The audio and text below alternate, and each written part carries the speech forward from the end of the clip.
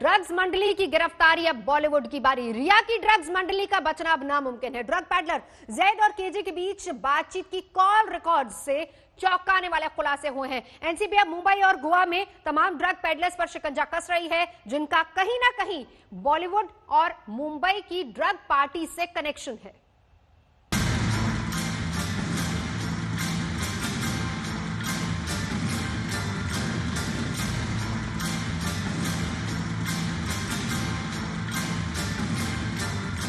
रिया की ड्रग्स मंडली पर एनसीबी का शिकंजा और कसता जा रहा है। शनिवार को एनसीबी ने मुंबई से लेकर गोवा तक एक साथ छापेमारी की, जिसमें 7 ड्रग्स डीलर और पेडलर दबोचे गए। इन्हीं में एक है केजे उर्फ करमजीत। 23 साल के ड्रग पेडलर करमजीत के पास से एनसीबी को गांजा और चरस भी बरामद हुआ है। दादर से भी एक ड्रग पेडलर को आधा किलो गांजे के साथ पकड़ा गया है। वहीं पवई से अंकुश और गोवा से क्रिस कोस्टा नाम के एक ट्रक पेडलर दबोचे गए हैं। एनसीबी के जाल में फंसा ट्रक पेडलर करमजीत उर्फ केजे ही वो शख्स है जिसका नाम शौविक चक्रवर्ती से पूछताछ में सामने आया था। जानकारी के मुताबिक केजे मुंबई के कैप्री हाइट्स और लिटिल हाइट्स जैसे अपार्टमेंट्स और आसपास के इलाके में ड्रग्स की सप्लाई किया करता था।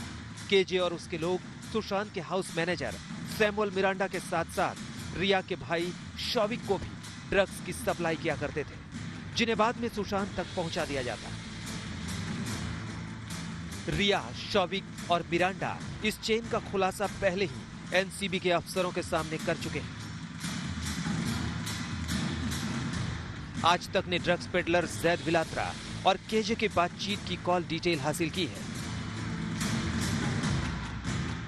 जिसके मुताबिक ड्रग पेडलर जैद का सैमुअल मिरांडा से था संपर्क। दोनों के बीच 3 बार में 72 मिनट बात हुई। Samuel Miranda drugs peddler KJ के भी संपर्क में था। 24 सितंबर से 17 मार्च के बीच 17 बार बात हुई। दोनों के बीच 300 मिनट लंबी बातचीत हुई। ऋषभ ठक्कर भी जैद के संपर्क में था। केजे की बासित परिहार और करण अरोड़ा से भी बात हुई। रिया पहले ही एनसीबी को बता चुकी है कि सुशांत की ड्रग्स पार्टीज में कई सेलिब्रिटीज शामिल होते थे। एनसीबी के पास 25 ऐसे बॉलीवुड सितारों की लिस्ट है जिनका ड्रग्स कनेक्शन है और अब उन्हें पूछताछ के लिए भी बुलाने की तैयारी है। अरविंद ओझा, मुंबई, आज तक। तो रिया और शौविक की ड्रग मंडली से जुड़ा हुआ एक और बड़ा खुलासा भी हुआ है। एनसीबी की जांच में यह भी पता चला है कि सुशांत के घर से ड्रग्स की खेप रिया के घर भी भेजी गई थी। कुरियर के जरिए लॉकडाउन में ड्रग्स की डिलीवरी हो रही थी और एक एक करके सामने आ रहे खुलासे रिया और शौविक पर शिकंजा और ज्यादा कस रहे हैं।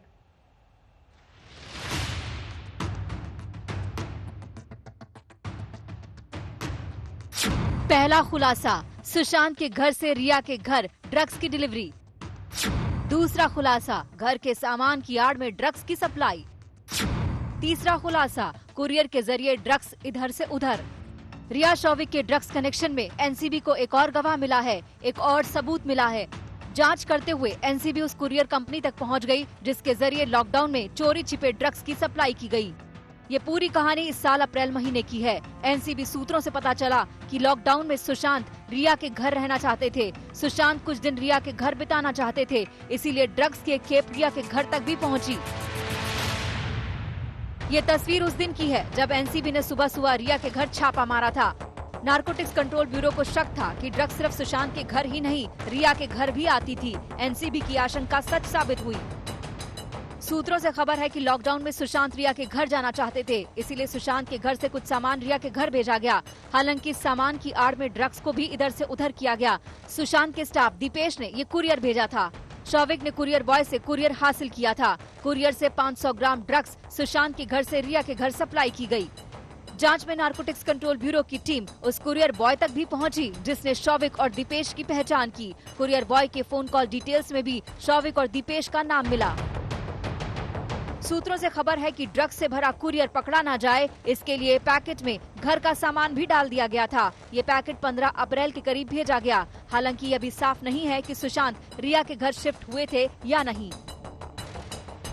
एनसीबी को दिए बयान में भी शौविक ने इस बात का खुलासा किया था कि मार्च और अप्रैल में सुशांत के कहने पर उसने ड्रग्स का इंतजाम किया था। मार्च महीने में सैमुअल मिरांडा ने जैद से ड्रग्स की डील की थी और अप्रैल में दीपेश ने सुशांत के घर के पास ही ड्रग्स की डिलीवरी ली थी। इन दोनों की डील का सूत्रधार शौविक था।